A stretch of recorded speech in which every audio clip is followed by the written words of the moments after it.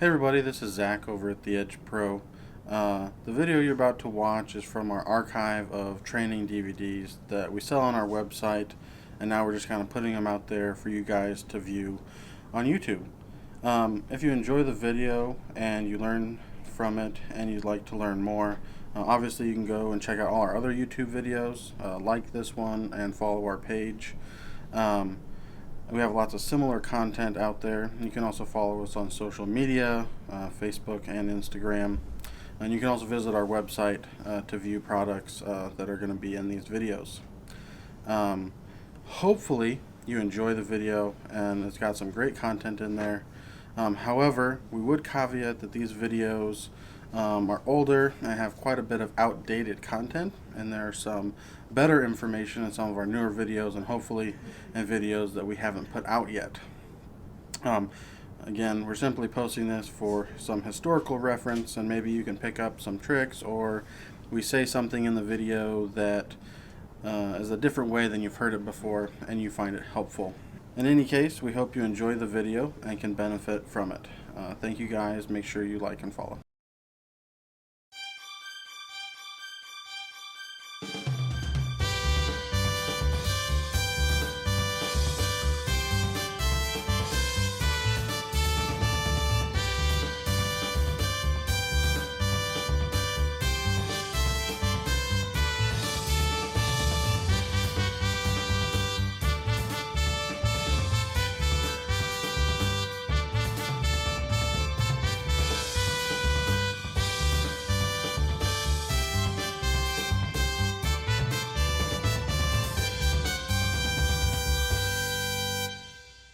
Hello, I'm Robert Schissel with Nebraska Blades. In our first tape, we demonstrated the different angles needed on knives for the job they're expected to do, and how easy and quickly we were able to achieve those angles on the True Hone machine. Today we're going to continue on, and we're going to do some work on some serrated knives. We're going to fix some badly damaged knife. We're going to touch on sharpening meat slicers and servicing can openers. Now the first knife we'll take a look at is serrated knife. We're going to sharpen this at a steep angle on the True Hone machine.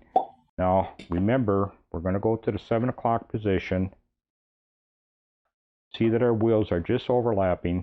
Now we want to bring the wheels apart. This would be set for cook's knives. We go around 1 revolution clockwise. That would be for boning position. Continue around 1 more time, end up at the red dot. Now our wheels have come apart, and we can cut the steep angle required on a serrated knife. We want to come up and actually get into the scallops. So we're going to turn our speed control to number 7. Our angle is on the red dot, and we're going to make enough passes to raise a new edge.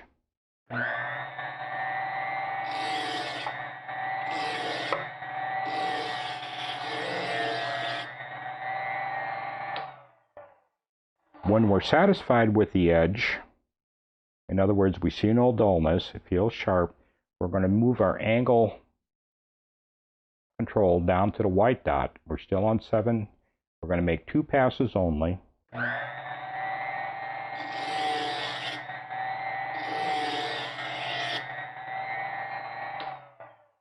Now we have a new edge. It is very sharp, but we still have a burr on the side of the knife. So now we move our angle control down to the blue dot, turn our speed control down to about 3. We're going to make several passes and remove that burr that I can feel.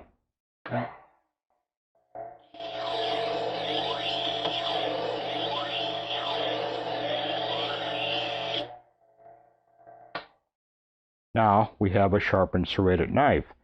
Sooner or later, the serrations are going to be worn off, and we're going to have to cut new ones if we want to continue to use this knife in service.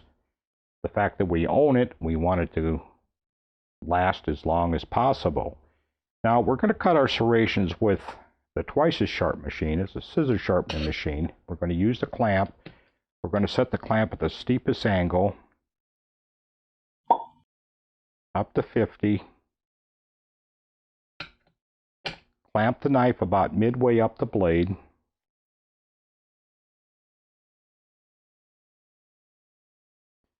Safe glasses on.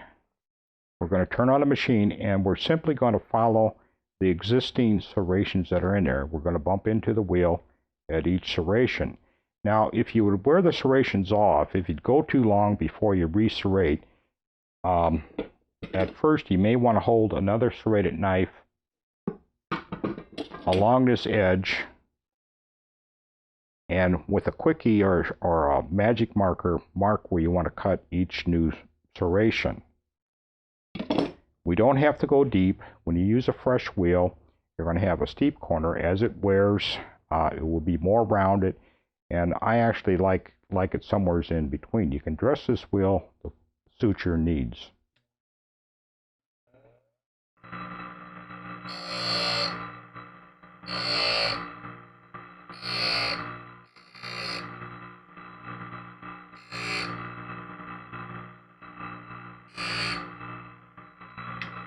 You would continue up the entire length of the knife, finishing it. Now my handle is off to the left-hand side. After I finish cutting all these serrations, I would move the handle to the right-hand side and reclamp it in the same position. Now on the second side, we just merely have to, more or less what I call, just kiss it out. You're just going to remove the burr that you produced and put a slight edge on the other side.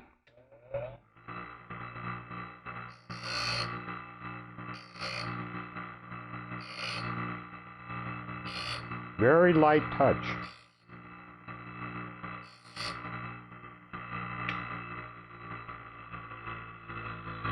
At this point, you may be satisfied with the edge. You're going to check it to see how nice it looks. If you feel you got too deep of grinding marks in it, you can turn the knife over to the buffing wheel. Now, when we're in the buffing position, the knife edge has to be pointed down. We're up here to cut into the grinding wheel, but for the buffing wheel, we need to put the edge down, and we're going to do that by just simply turning over the clamp.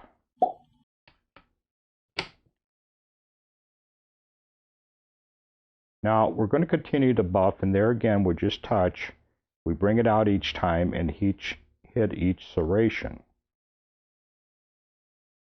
When we're finished, we're going to observe our edge. Now the knife will still have to be sharpened in the true hole machine, so at this point we would take this newly serrated knife, come over to our true hone, and sharpen it lightly several times on the true hone, and we'd have an edge, we'd have a knife that we can continue to use for many years. Now some other tools you may want to carry with you for simple repairs is a hammer, maybe a small ball peen hammer, a piece of hardened steel. What you're going to run into, you're going to find spatulas, for instance, that are used in a restaurant to flip eggs, hamburgers, and it needs a relatively sharp edge on it. But you will find damage, especially on the corners, where it's been wrapped on the grill many times, and it no longer will slide under food. What you would do in a case like that, simply go to a block and hammer it out. You're going to repair that damaged edge. If it's too bad, what you might have to do is grind very deep and remove the damaged edge. Oftentimes you can fix the minor things with a hammer and a steel block. After I hammered the edge out that it is smooth again, I would go to a belt sander and I would reform this edge. Remember, this is not a knife edge, but it has to be able to slide under the food, eggs in particular, hash browns, hamburgers. So they want a straight edge. They want to be able to go up into the corner of the grill. Many breakfast cooks are very particular about their spatula, and if you can fix them for them and repair them and bring a nice edge up again, they're going to love you. Some of these cooks actually will take this home with them overnight. They don't want anybody else to touch it. Now you're going to use your hammer for other types of work. This knife has a large chip out of it. The tip has been broke off, and oftentimes when these break off, it will actually be folded over there. You'll feel the curve, and before you start grinding, you probably want to hammer that out.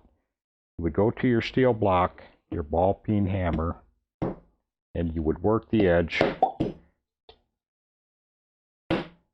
till you have it smooth again.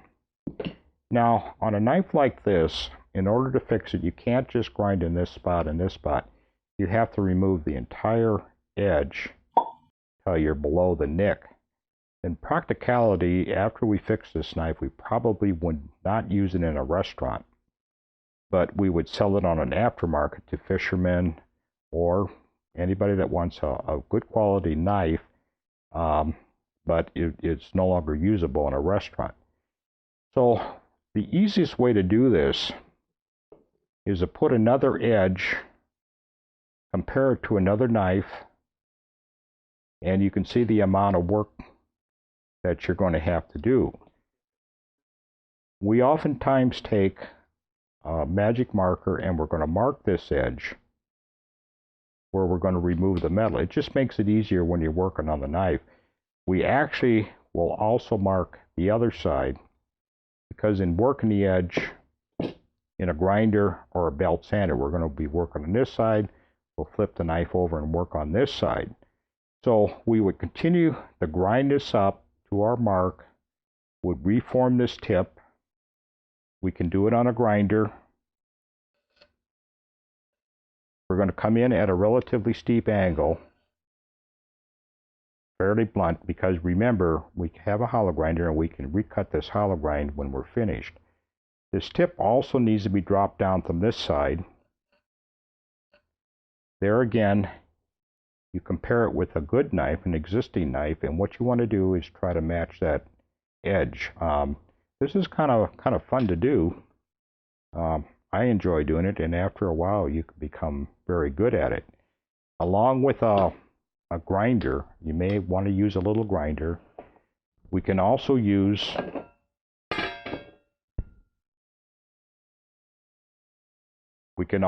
a belt sander if you prefer. We're going to work that edge, bring it down. Now, one thing to keep this edge entirely flat, oftentimes we're going to do some rough grinding, and then to get it evened out, we can bring the knife straight down on the belt sander at an angle, and we can form that. Now remember, we don't want a reverse bow. We don't want the blade to be curved up. We don't want anything hanging down. So we want a flat edge on it, but we're still following the curve of the knife.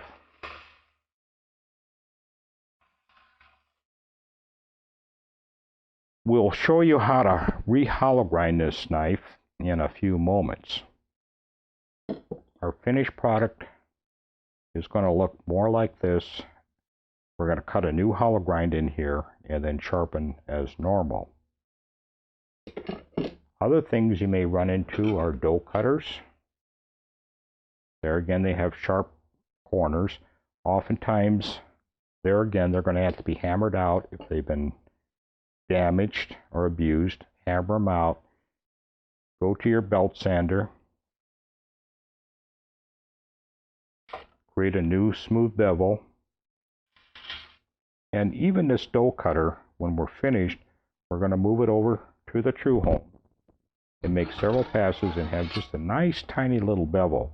This would be cut, this would be ground in a cook's position, or perhaps even steeper. You don't want a razor sharp edge, but you want an edge that will cut and also slide and pick up. Some of the other tools used in a restaurant that can be sharpened quite easily. This is a blade for a meat grinder. You can see it has sharp edges. This will become damaged. This goes against a plate. It's revolving and it forces the meat through these holes. Now, on a blade like this, we're going to come over to our twice as sharp machine, turn our clamp over, move our angle probably to about 0.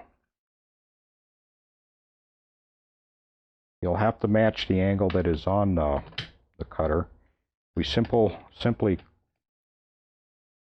clamp up as normal. Do a bit of a scratch test to see where our grind marks are going to end up. Turn on the machine. Make your passes, probably not too many. Take them light. 3 passes is better than 1 heavy pass. And remember, you have 4 sides to cut. After we're satisfied with our edge, we would take a hone, a pink hone, and we're going to remove the burr we produced. Now remember, you have to keep the hone flat. You can't tilt it this way, you can't tilt it back, but just keep it flat. Remove the hone and you'll have a very sharp edge ready to go. Now on the plate itself, this plate has holes. The meat is forced through the holes, and these actually have sharp edges.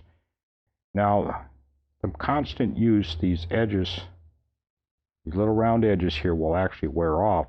So the way we sharpen these, and it's not a huge business for us, but if someone has them, we can do them for them. We simply put this on a clipper blade machine with a flat plate. We hold the blade with a magnet, we come down on a plate, and we sharpen it till we have a new surface. It is two-sided, so it can be flipped over, and you can repeat the process on the other side. One of the most troublesome items in a restaurant is their can openers. Now this is a small model. This is a number 2. There's a number 1, which is much larger. It's almost identical to this. This actually fits on a base. This base is mounted on a table with screws, and a can opener goes in this way. Now when they actually want to open a can, they raise the handle and they come down, pierce the can with a blade, and then this goes in this position and they turn the can. Now they may be opening dozens of cans, and one of the problems is when the health department comes in, the first thing they look at is their can openers. And you'll see on many can openers there's a lot of muck and dirt in here. So what a restaurant oftentimes does, they'll take this can opener when the inspectors are coming, and they'll simply run this through their dishwashing machine, and it cleans it up very well, but the detergents are very caustic on these items, so it becomes very stiff and very difficult to use. So you may have to oil a little bit. You'll have to use a vegetable type oil. You can use a petroleum product because it is going to be used on food. Now the most common repair that you're going to do on this, you're not going to ever sharpen this blade, but this blade becomes dull and you're going to have to remove it. There's 2 screws here. We can give you places where you buy new blades, wholesale price, and you simply retail the blade to them and put it in for them, and you can charge them for that. Okay. I would recommend that when you buy new blades for replacement, you also buy these screws. Now, as I said, oftentimes the first time in a unit, these screws are going to be very corroded. They probably have never been removed, and so you may actually damage the screw in taking it out. Sometimes they're so tight, you may have to take your screwdriver and go into the edge and tap it so you can break that screw loose. A little bit of WD-40 will work, penetrating oil, but remember, if you use those products, be sure and clean it up afterwards. You don't want WD-40 in food. So we're going to set the screw aside, remove the second screw,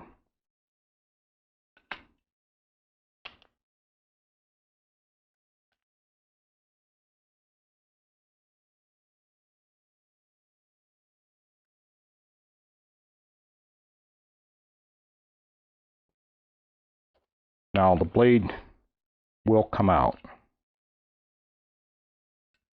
This blade cannot be resharpened. At least they never recommended to be sharpened, but it is two-sided. So the first time you're in there, you probably can take the blade out. Looks like this. This is a blade for number 1. You can see it's quite a bit larger. There again is two-sided. So you go into a unit, you flip the blade over. You want to maybe put a scratch mark on it so you can remember if it's ever been flipped. If it's been flipped twice, you give it back to the restaurant and you replace it with a brand new blade. And there again, you just insert it, put the screws back in. A number 1 can opener, which is larger than this, will have a little different mechanism in it, put together slightly different, but you just remember how you took it apart and put it together the same way. Second most common problem with a can opener is this gear. This gear has teeth on it and is made to engage the side of the can and turn the can as they crank this handle. Now, a new gear has sharp teeth on it, will grab the can and will actually spit it around. On a used can opener, especially if they were using a can opener with a dull knife and it's cutting hard, they'll actually strip this gear out. And so as they're turning the handle, the gear is turning, but it can't move the can around. Now, this is an up and a down. In other words, it's actually marked with this side up. So when we install this new gear, we want the upside up. Now, oftentimes, the first time you ever take this gear out, you're going to have to jam it with a screwdriver to hold the gear in place, and then you're going to back off the handle. You simply spin it around. After you have it loose, you can remove your screwdriver and you see it comes out. Now, this I would take some WD-40, maybe some light sandpaper or emery cloth, and I would clean it up. As you can see, there's a lot of corrosion, a lot of dirt. The gear itself at this point just simply falls out, and you would set that aside, probably return it to the restaurant manager, insert the new gear, make sure you read which, this is the front, this side is up, so it's going to go in this position. And after you've cleaned this up, probably clean in there, you're going to reinsert the gear.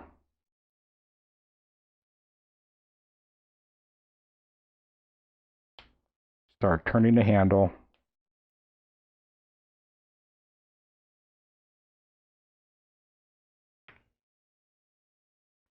And you tighten up the gear. Now the gear will start turning as it tightens up. And now they can do their cans. So remember, you have two parts on a can opener. Pretty simple. You have the knife, which cannot be resharpened, but it can be turned over and used twice. You have the gear, and if they're using new knives, if you're, say once a month replacing these or turning them over for them, this gear should last a long time. However, if they're using a dull knife, it's going to be very difficult for this to work, and they're going to wear out the gear. We have a service charge to replace these parts, plus we retail the parts to them. All these parts can be bought individually. The gears, the shaft, there's a spring in the number 1 can opener, and you clean them up. Remember, do not use a petroleum product on them. For the final lubrication, you can use some vegetable oil or some oil approved for food service. You would go back in the base, and it's ready for service, and it will work like a new one. And there's nothing more frustrating to try to open a can and it won't open. Spend a lot of time spinning this handle and it doesn't work properly. So that's a very good service that you can offer your client. You're not going to make a ton of money, but it's great to be full service and be able to do everything. The next item we're going to address is the meat slicer. Many accounts have meat slicers, nearly all of them, and many of them do not realize that they can be sharpened. They normally come with their own sharpening system, and they can be sharpened, but no one in the unit knows how to sharpen them. Now, this happens to be a general model. It was made in Italy. Probably the most common model that we find in our part of the country is the Hobart. And the Hobart makes 4 or 5 different models. They're larger, but basically they're all the same. Now, the first thing I want to show you on this slicer here, it has a slide. This is a guard. It's moved up. The food or piece of meat is put in here, and then they should be using this handle to actually slide through the blade. Now, as you can see, this handle isn't sliding very good. It's sticky, and they want a smooth operation. So we're going to clean that up with some WD-40 or some type of penetrating oil, and then clean it out with a cloth, and then re-oil it with a vegetable oil or an approved oil for food service, so that this slides easy. This also has a track on here. The Hobart is a little different, but you can see where it slides. This is gummed up a little bit. So we want to clean off this guide just with some oil, penetrating oil. There again, down in this area, you don't want to flood it with penetrating oil, but it is out of the contact area of the food, so you can use more of a petroleum type product on here. Each slicer that you run across will be different. There's Globes, there's Burkle, there's many different brands on the market. They're basically the same, but they will have somewhat different mechanisms. Now, on this slicer, we're going to remove the carriage. It lifts straight up. This can also be flipped over, and you can see where it slides, and you may want to clean that up so that the idea is to have it running as smoothly as possible. We're going to set this guard apart.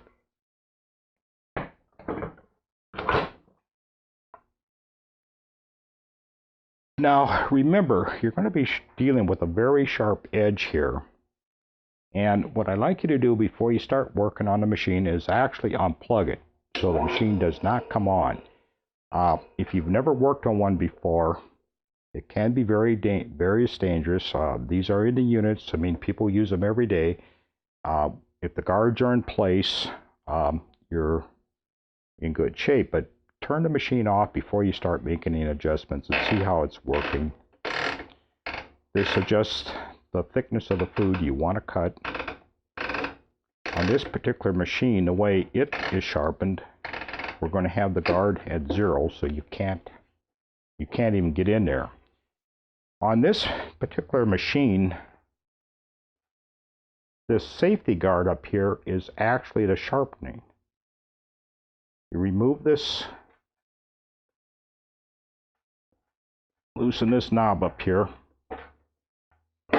and you notice this guard pops up. It can be removed, but it simply pivots. And you can see in here, there's grinding stones. There's a grinding stone for this side of the blade, and there's a honing stone for this side of the blade. Now, what I'm going to do at this point, I'll turn the machine on, and I'm going to push down on the sharpener. It's going to engage the wheel and start the sharpening process. I'm probably going to sharpen for about 20 seconds. I'm going to turn the machine off, make sure the wheel has stopped spinning, and I'm going to check for a burr. You'll feel a burr on the right side of the wheel. It should be all the way around. And then I'll show you how to remove the burr. So we're going to turn the machine on, make sure you know where your hands are. Make sure you know what's going on.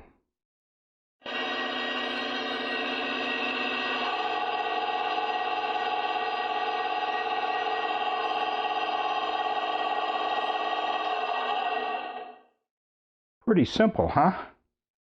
We're going to check for our burr. It's not quite there yet, so we're going to continue to sharpen.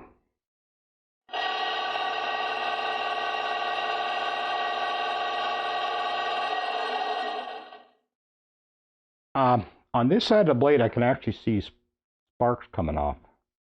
Now, you would continue sharpening until you raise that burr. Still not quite there. You usually do it in 20-minute increment or 20-second increments.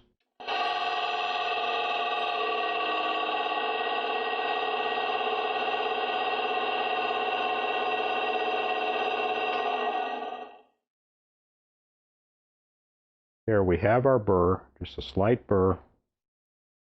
You can feel it all the way around. Now this has a plunger for the honing blade. So while we're sharpening, we're actually going to plunge in, and then we can lift up on the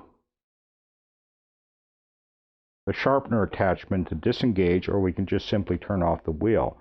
Probably only have to hone for about 5 seconds.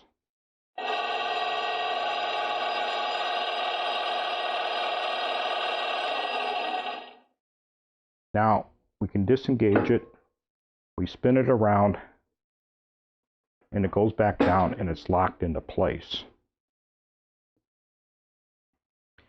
Oftentimes, this is in a bad position. This is going to be spinning, throwing food off, so a lot of times these wheels in here, now this is a unit off of a Hobart.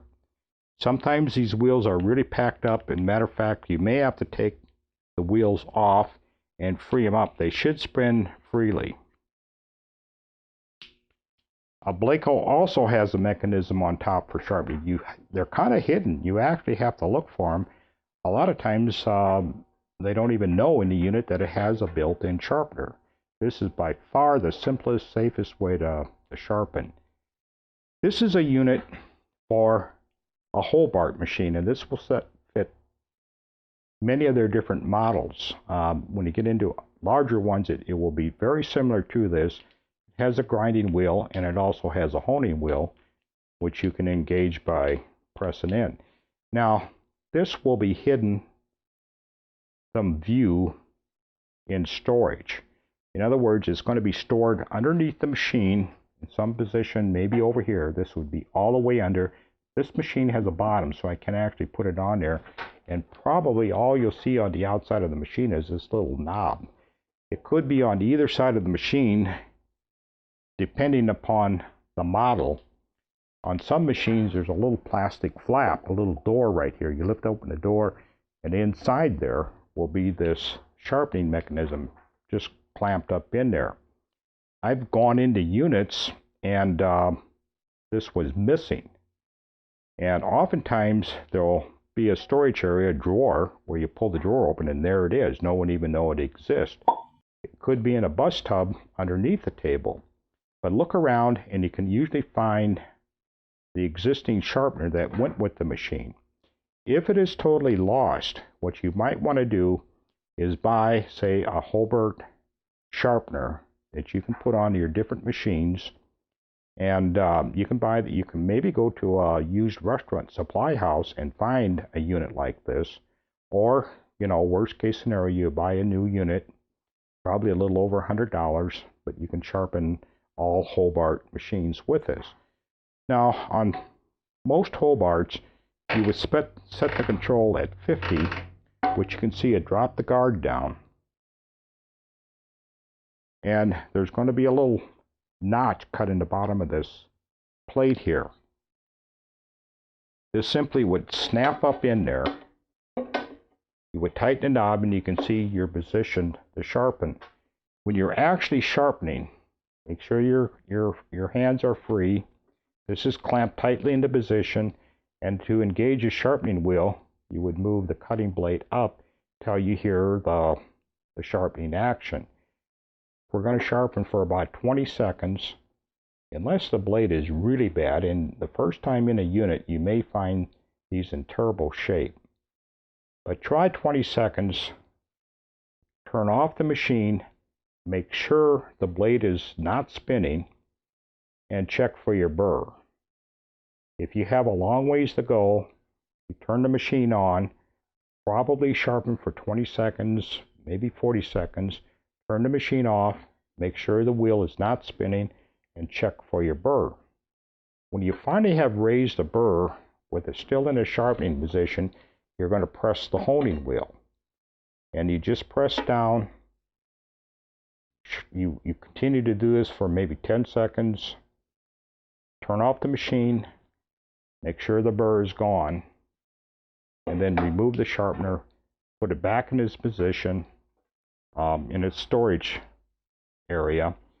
From time to time, you may want to put some, on this you can use oil because you're going to clean the blade afterwards. You can put some oil on this so the next time you come in, these are in good shape. Sometimes, with the sharpener in position, these stones will be badly loaded. In other words, they hardly even work.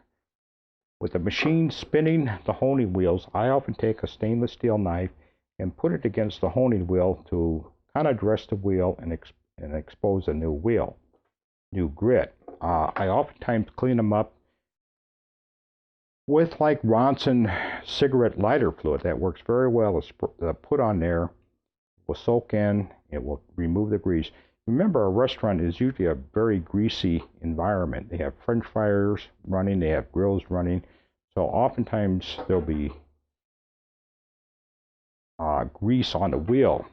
Now, before I ever even sharpen, I'm going to close the wheel, make sure it's tight that you can't get in there. I'm going to take a soapy rag, and with the machine on, I'm going to clean the blade. Now, oftentimes a restaurant will clean the slicer up, but they actually won't run it, and you will find grease on this blade. I am going to clean both sides of the blades. Make sure your guard is closed. Before approaching this blade, always double check to make sure your fingers can't get in there. When you have the grease off, and you'll be surprised how much you take off, even on a clean machine, then you proceed with the sharpening process. Now, replacement blades are available for these machines. You can buy the same brand. The guard comes off, set it aside. On this particular model, there's 3 screws that are going to hold this blade on there. There again, they probably are going to be corroded and rusted, and you may want to put some penetrating oil on these blades, on these screws. You take a screwdriver, you may have to use a hammer to tap them loose. You remove the 3 screws. Each blade will be different. Each model will be different. You remove the blade and you put on a new blade and retighten it. Now, on many Hobarts, as you sharpen this blade, the blade is going to become smaller from the constant grinding. At some point, with the guard in position, you can actually get your finger in between there. And I usually use that as a rule of thumb. If I can get the ball of my finger to touch that blade, it needs to be replaced. In other words, it's so small that this guard is no longer protecting the blade, and someone could get a serious injury. On many Hobarts, there's an adjustment in this plate, usually Allen screws, that you loosen, and this blade will slide forward. So as this blade becomes smaller, you can make adjustments with the plate, move it forward, that you keep this very small gap. Again, when it wears enough that you could actually get your finger in there, it's time to replace the blade. But these blades should last for many, many years. But eventually you may have to replace one. Remember, you can buy aftermarket blades to fit these various machines, or you can buy the actual brand name and put the blade in them that really belongs in there. Now, you can add a service charge for this sharpening, and on the invoice, I usually include sharpening, cleaning, oiling, lubricating, and all these various parts that I can see. Like in here, I'm going to spray with some WD-40. Now this, you can use WD-40. It's not exposed to food. After you've used the WD-40, you probably should re-oil this track so this slides as smoothly as possible. On many Hobarts, on one side of the machine, there's going to be a a bar that comes up that you simply press down, and this will raise the front of the machine up. It will be sitting on its back legs, but now you can look underneath there and you can see the stainless steel bars that these mechanisms, this arm travels on, and also the guard. Clean those up. You can use petroleum products down there, re-oil them, and that's part of your service, that you lubricate, clean the entire machine. So when they walk up to it, it's virtually going to work trouble-free like a brand new machine. And it's really surprising to me the number of units that, number one, they don't realize it can be sharpened with their own sharpener that came with it, and that just with a little maintenance, cleaning, oiling, the machine can be brought up to new standards.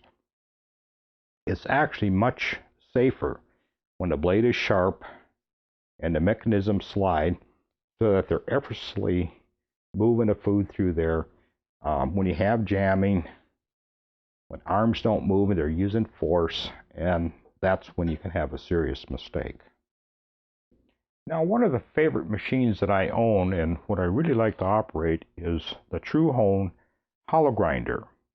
Now, we made this purchase about 12 years ago, and it was very expensive, and we debated whether we could afford it or not. But I was working very hard on knives. Our volume had grown quite high, and if you can see on a knife like this, it's kind of shaped as a triangle. In other words, this edge is very thick. As you travel down, it becomes thin. But as you sharpen and are cutting these new bevels, you get into this thicker part of the blade. So periodically, we like to run our knives through the hollow grinder. We don't do it every time. We kind of call them, and if we're not sharpening within a minute or so, the knife is set aside. When we accumulate 15, 30 knives, we then will turn on the hollow grinder, re-hollow grind them in this area here. This area right here, we're going to re-hollow grind so that we can easily sharpen them with a True Hone. This was like adding 2 employees. I made the purchase one time. After that, they work free. They have the electricity and so on. But they're faithful. It gets our knives in shape that we can resharpen them, and it makes our operation far more efficient. Now, we're going to turn on the machine, and it's going to be a bit noisy, and I probably won't be able to speak, but I'll show you some of the controls of the machine. It has 2 revolving wheels. It has 2 motors. I'm going to put the knife in this slot here, and I'm going to pull it forward. Check my hollow grind. May have to make another pass. It has a mechanism. It's hooked up to an air compressor, and it has diamond dressers for each wheel. Before I actually hollow grind a knife, I'll actually dress a wheel, and it's automatic. I press a button. It's semi-automatic. I have to press the button, and I'll dress this side and then reverse the wheels and dress this side over here. When we turn on the machine, the first thing I'm going to show you is the dressers moving across the stones, and then I'll will hollow grind a couple of knives. You can hear the unit on. We're going to turn the machine on.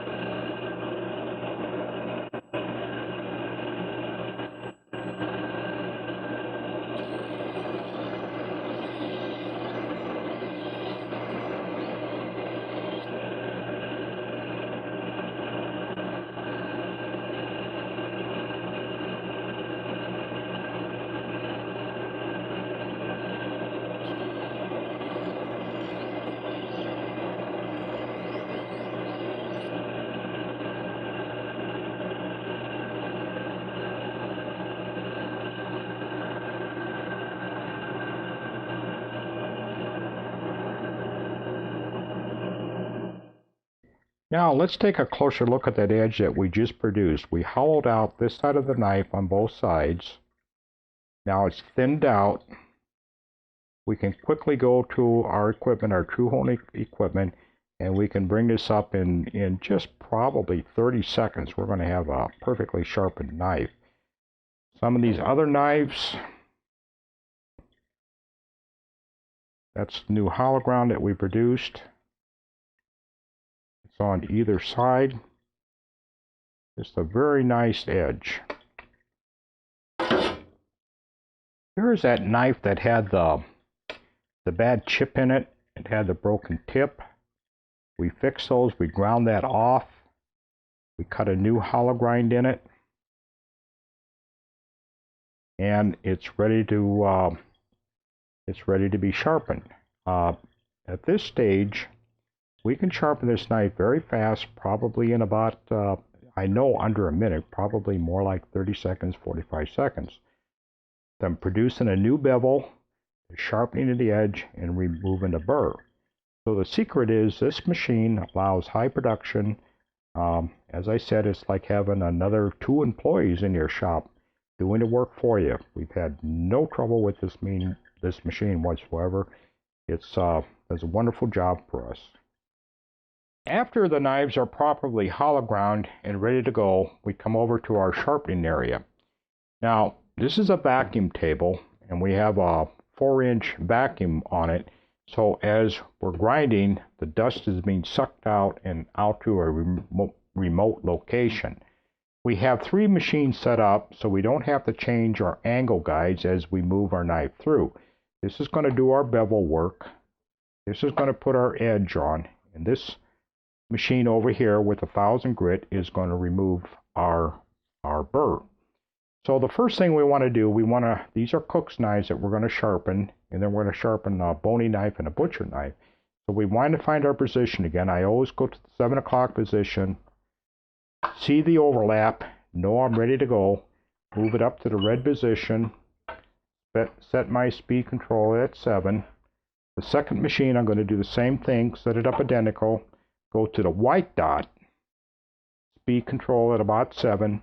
And then our third machine, we set the angles the same. We remain at the blue dot, and this machine we're going to turn down to about 3. Now with the 3 machines running, you aren't going to be able to hear me speak, so I'm just going to sharpen them as I would, and you just follow with me.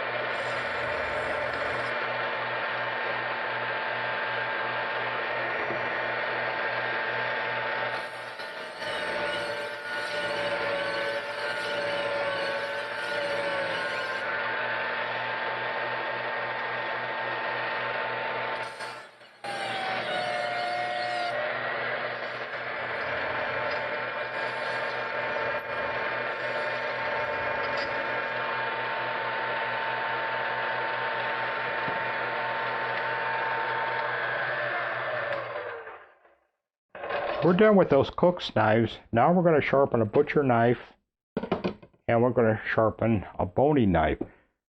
We're going to bring the wheels farther apart, so one clockwise all the way around. End up at my red dot. End up at my white dot. And end up at my blue dot.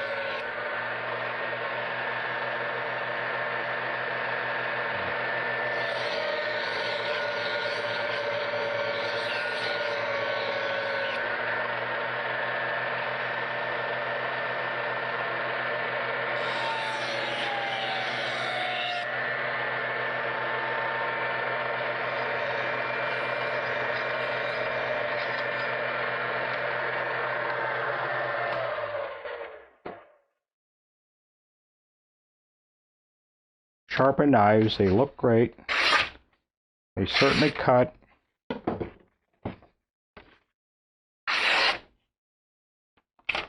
These knives will go into the unit, be out there for probably 2 weeks, and then we'll gather them up and resharpen them again. One of the great things about the True Hone is you can start out with a single machine, and whether you're a rank amateur or have been sharpening for years, you can use the machine, produce a very good edge. As your business grows and you expand, you can add machines. The ultimate is a hollow grinder, which makes your life so much easier, but you can do huge volumes of knives. You can hire it out. You can have an employee. You can train them very quickly on the machine. They're not going to hurt anything. They're not going to damage. But we've been with True Hone for many years and enjoy their products.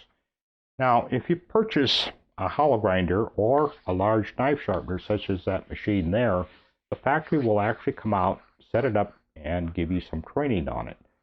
So it's a good thing, and as you grow, and you will reach to a point where you can't grow any larger unless you make the purchase of some additional machines. I thank you very much, and I hope this tape has been useful to you, and I hope you can go out and make some money. I thank you.